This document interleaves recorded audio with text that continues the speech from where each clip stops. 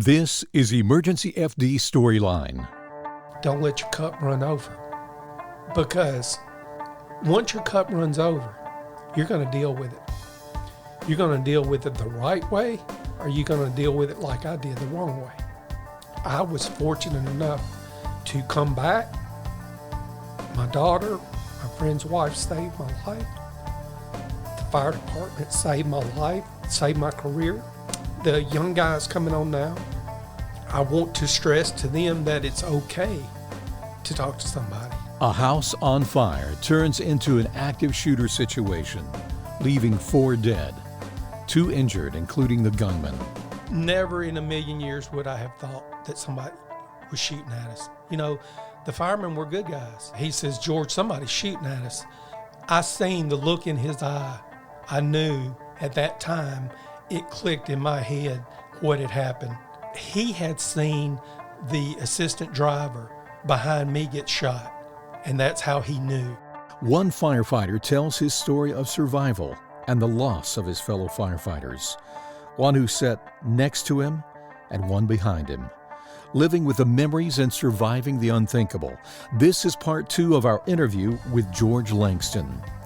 The views expressed on this program are from the guest and the host, and do not necessarily represent the views of any government agency, private company, or public service. EmergencyFD Storyline's focus is to tell the stories of those in the fire service and to highlight what matters to our first responders. Once again, this podcast is part 2 of a 2-part interview with my guest. I'm your host, Tom Mann. March 8th, 2000. As I mentioned before, it's a date I remember because I was there. It is an emergency scene that stays with me. As a documentarian and a contracted video professional for the fire department, I was there to capture everything on video. And what I saw has never left me. That's why this interview with retired Lieutenant George Langston has special meaning to me. He's walked some roads few have traveled, and he's used his story to help others. This again is part 2, Surviving the Unthinkable. That's our storyline.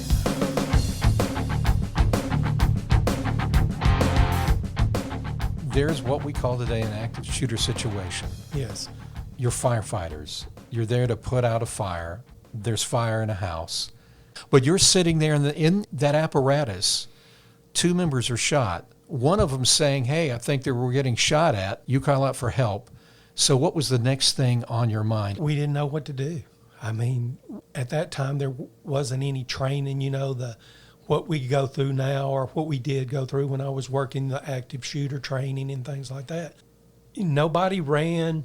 Thing in my mind said, "Oh, well, the house is on fire. We know what to do there, so we're here to do something." I mean, when the fire department's called, we're going to do something. That's the only thing that we knew to do. And this wasn't really common anywhere at that time in the United States. Not that incidents hadn't happened. It's not near as common as you hear of things now that people attacking first responders or police or whatever the case is. For those who are listening to this, the man who was sitting next to you has been shot. And then the man that is literally sitting behind you has been shot. Actually, at first, I only knew that Lerma, that's why he was your down. Lieutenant. Yeah, I had Lieutenant Lerma. I had no idea that William Blakemore was shot behind me. You say 20, 25 seconds this has happened. You're still in the driver's seat. Yeah, I'm doing communication with the alarm office. And then at that point, sometime during that point, we're getting out, we're helping stretch hose.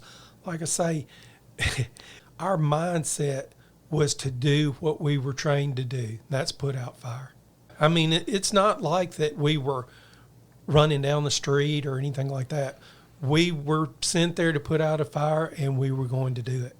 Looking back now, probably not the smartest thing that we could have done, but we were the good guys, so that was furthest from our mind. 53s come on the scene. They laid wide lines in to attack the fire. This was after the shot, after the assailant was down, not after they had shot him. And they took the plug in the cove. I went down there to help him. I could not stay still. Lots and lots of emotion.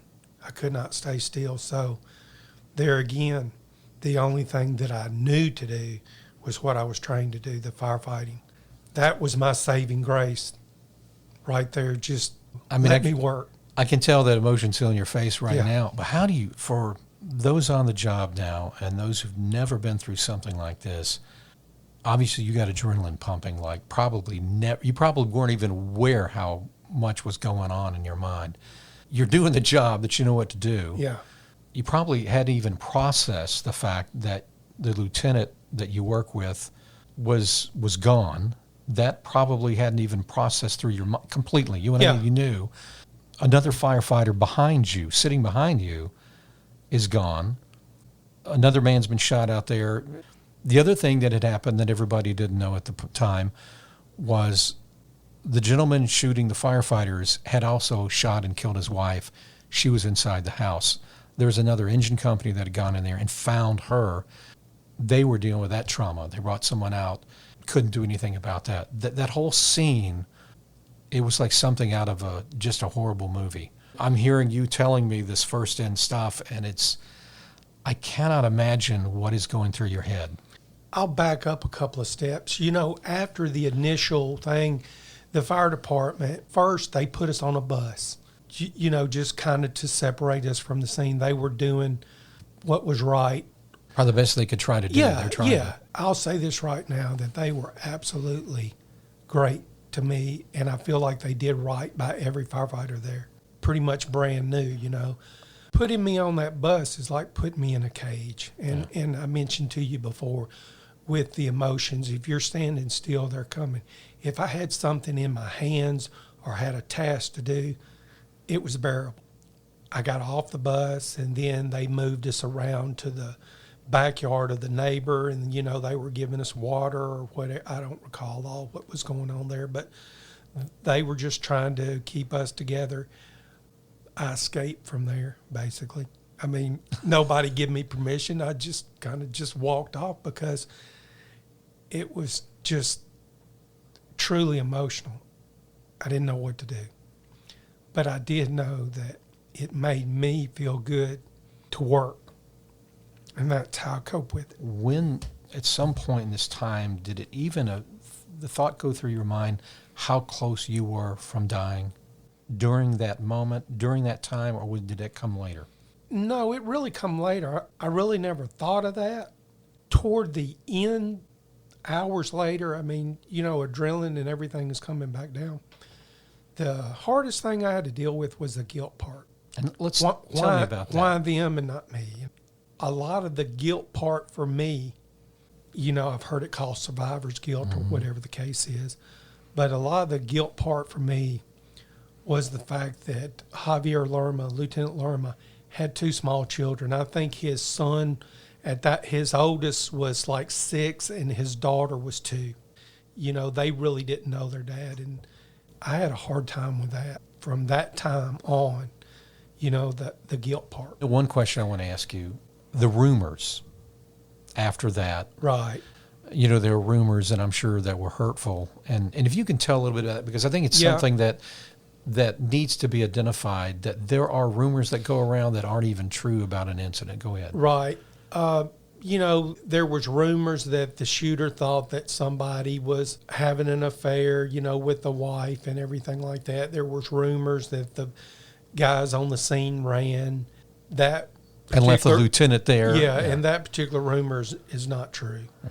I can't speak and won't speak of the other rumor. I have no idea, I don't know any of that. I just, anytime an incident happens, there's always rumors. But the whole thing about that is that, rumors are flying around like that. But in my situation, it's like you're on an island because nobody ever spoke of it. They wouldn't ask you, didn't want to ask you or anything like that.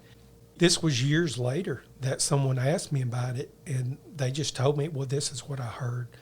That was kind of rough to hear, that people actually thought that somebody ran, which wasn't the case, That's got to be hard. Just the raw emotions, and you said the survivor's guilt.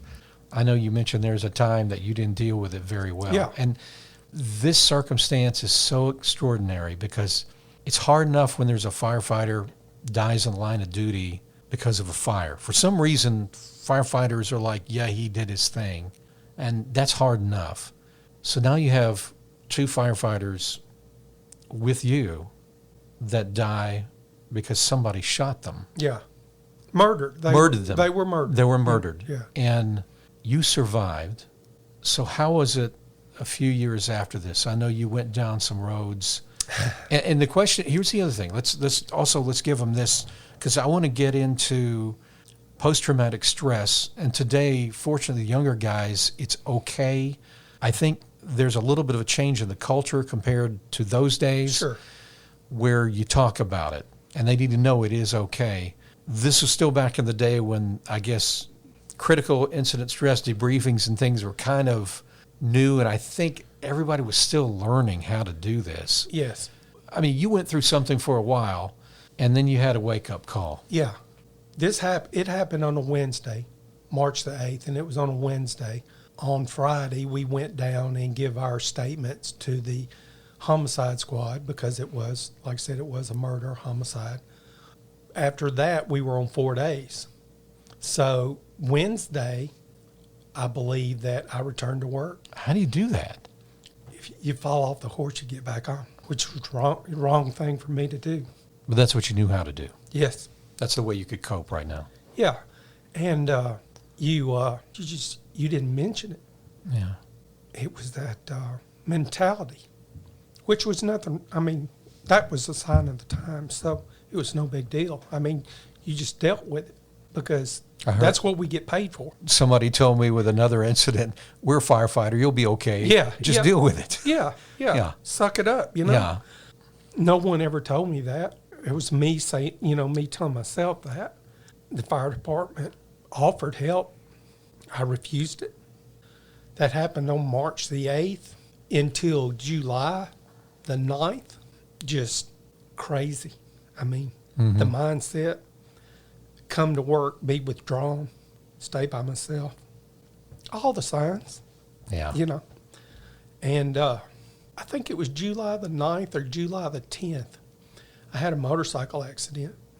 It self-inflicted. I mean, I had been drinking, had a motorcycle accident, bummed up a little bit, but at that time, that was the second time in 2000 that dodged death. I mean, I very well could have hit something or somebody could have hit me, whatever the case is, but led me to believe that God has a purpose for me because this cat has used some lives up.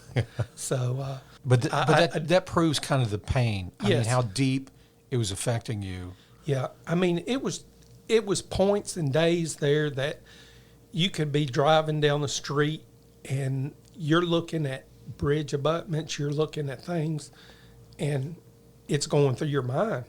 Let's just End it now. yeah. And I know some people probably say, how can that be? Well, okay. Again, you survived. Yeah. And they didn't, right? Yeah. I know we're sitting here 20 years later, and we understand a lot more than we did Sure. then. But at the time, I guess it's that feeling you have no right to be here when they're not. Yeah. And you go home and you get to see your daughter and your wife. You get to go home. He doesn't anymore.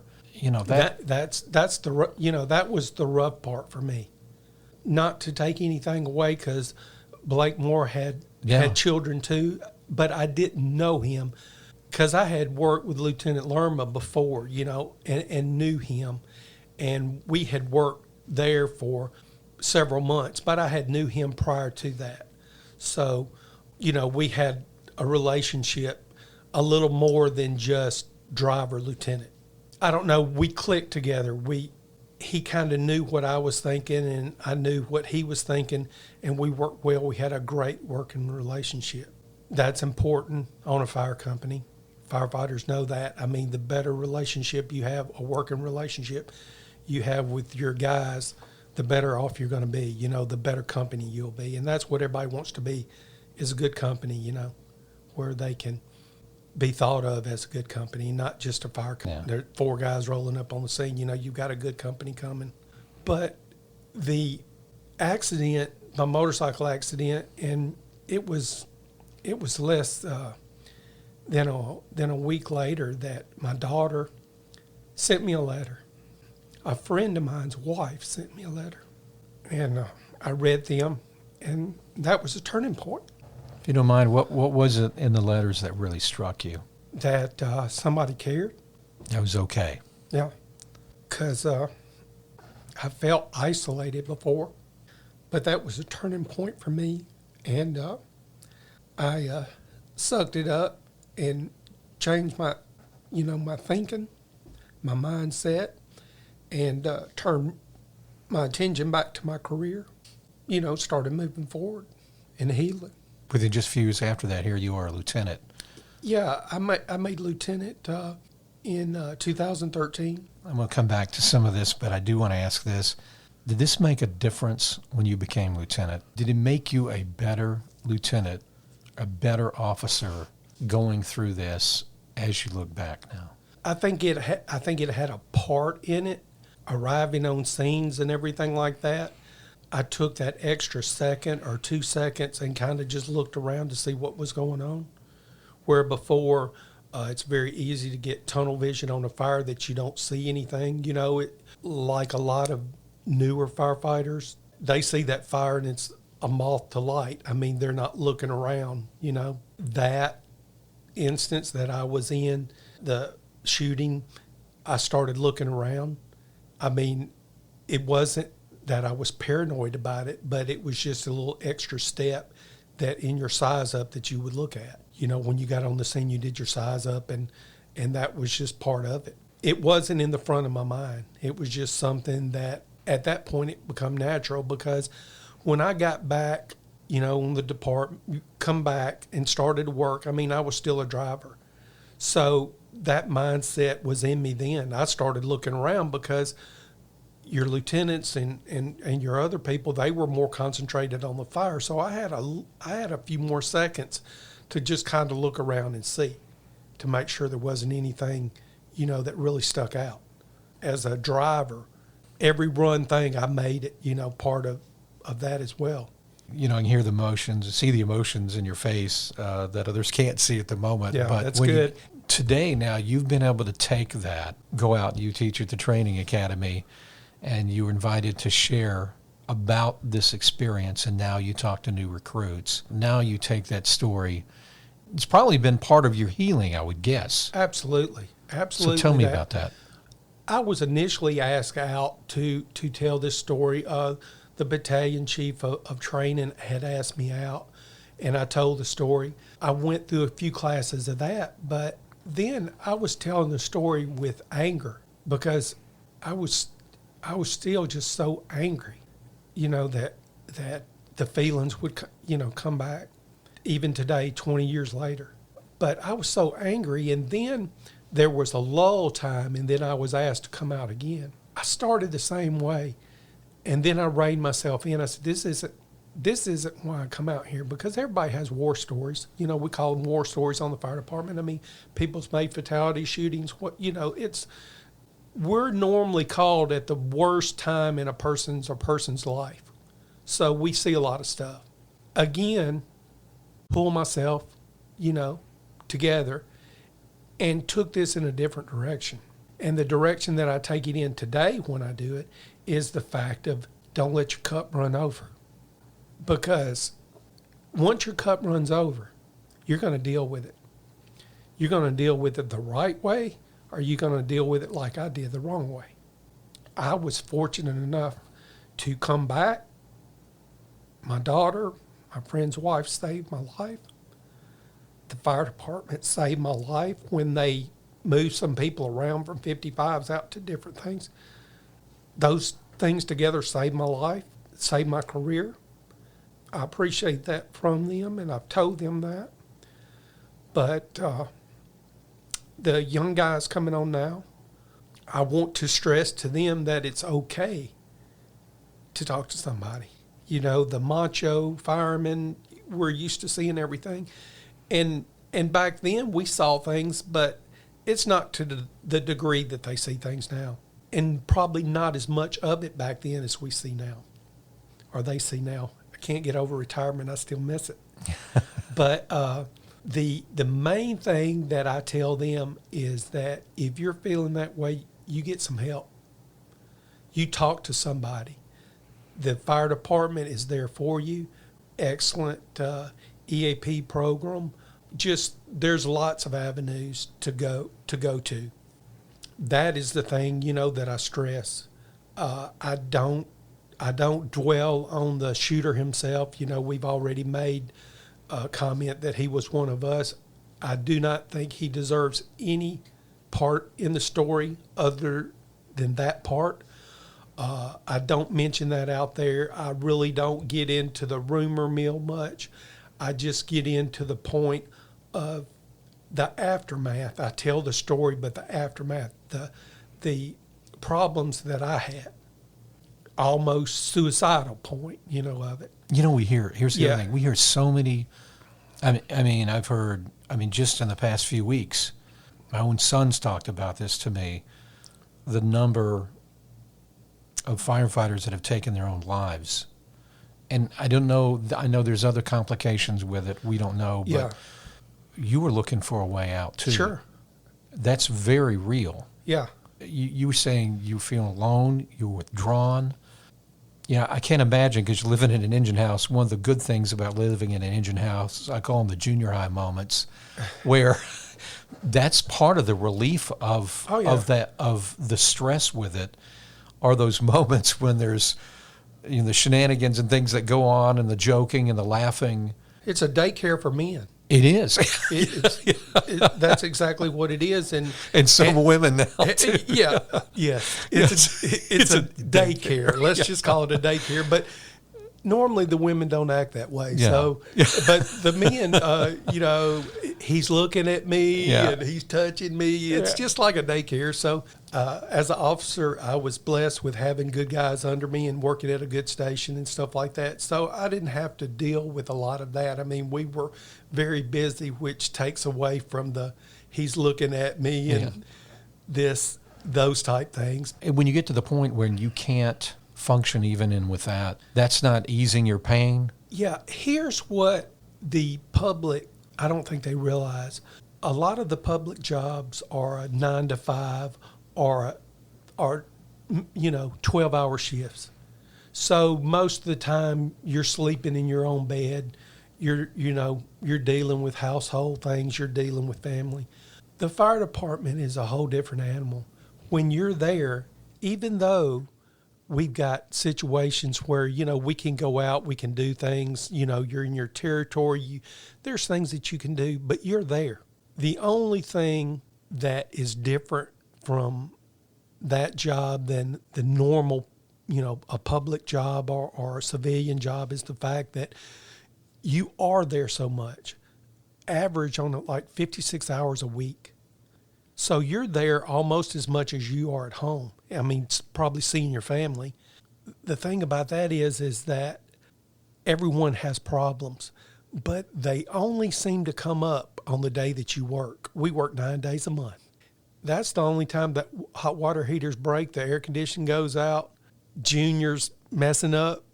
That's always the way it was. So then you would get those calls at work. There were situations where the fire department would excuse you for 2 hours or something if something you really need to take care of. But it's very hard on a firefighter themselves is to get that call. That's why a lot of the firefighters' wives are very, very independent, because they know where the water shutoff is. They know how to shut off the water. They know how to unplug something. They know how to kick a breaker, whatever, because they have to do it.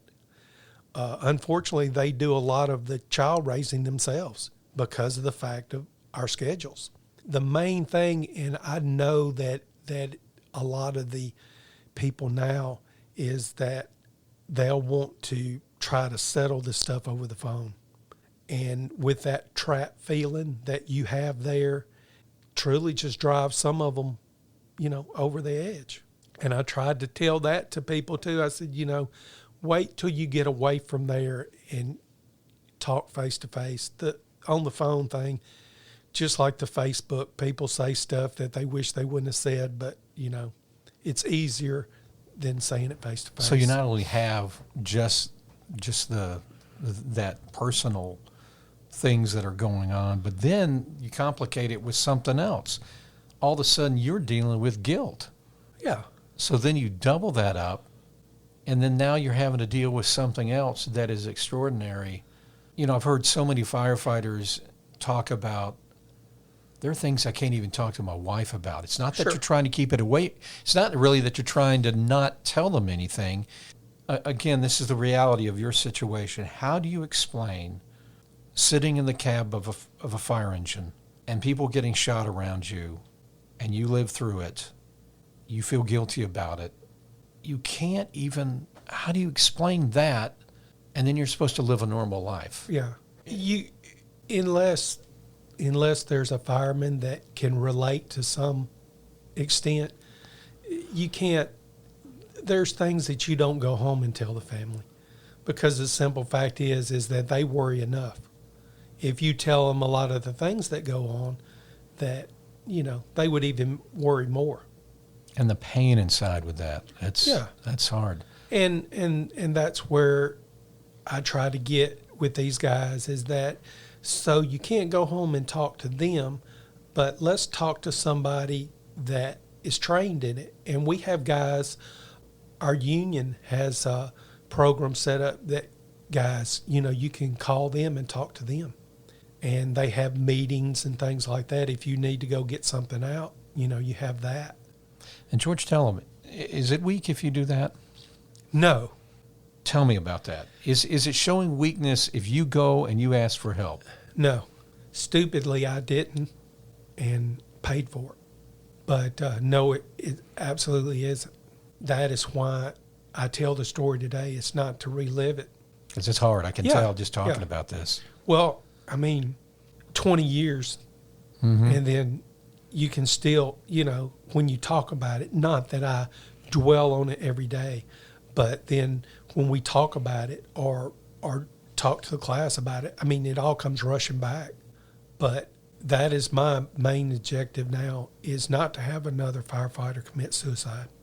I know there's factors that are outside the department, but a lot of the factors are because of the department. And I know that we chose the career, and there's a certain amount of responsibility that comes with that. But then in turn, we as individuals have to have a out, you know. I mean, you have to have a way to get the stress off of you, because in every job there's stress, and there's ways to do it. It's very important now to do that, to get the stress off. The fire department's made some, you know, provisions to do that. The union's made strides, provisions, you know, to talk to somebody. So it's there. We just have to get the mentality going toward that, and get the station itself not to ridicule somebody for that. You know, PTSD is a lot of that's around the job now. As someone told me, everyone experiences post-traumatic stress. It's when it becomes a disorder. You know a lot about it Yeah. firsthand. Yeah. It's been nice to sit down with those who've retired, because everybody talks about this now that have retired. Someone say it comes rushing back. It's like, I didn't realize how bad the stuff was affecting me. And I missed the job. I can't. Oh, yeah. Everyone talks about. I had somebody tell me just the other day that, oh man, I would give anything. Whenever I see a fire, I just want to go in there. And so there's parts of this job that is still just burning in them, literally. Yeah. But then the other side of it, I heard them said, you know, I should have talked to somebody. You know, the guilt of somebody dying on them, a patient, or they didn't find a person in a house quick enough. Yeah. Hindsight's 20/20. Sure. And it's just like even this situation. Everybody's doing what they're doing, then somebody's shooting. 24 seconds. 24 seconds, Yeah. life changes. Yes. Surviving the Unthinkable, Part 2 of our two-part story, with Lieutenant George Langston, retired firefighter with the Memphis Fire Department. And just a side note, after leaving the fire department, George became a successful real estate agent, and he's still at it, still serving and helping his community. Remember, there are many ways to listen to the Emergency FD Storyline podcast. We are on Apple Podcasts, Google Podcasts, Spotify, Stitcher, Deezer, Podchaser, Pod Addict, iHeartRadio, Buzzsprout, and more. And be sure to subscribe and follow to be notified when our next podcast is available. If you would like to contact Emergency FD Storyline with comments or suggest a story or subject for an upcoming podcast, email us at storyline@emergencyfd.com. That's storyline@emergencyfd.com. That's emergencyfd.com. And while you're there, help support the production of this podcast with a donation of any amount. It would be greatly appreciated. I'm Tom Mann, and I want to thank you for listening. There are many stories coming on Emergency FD Storyline. Join us.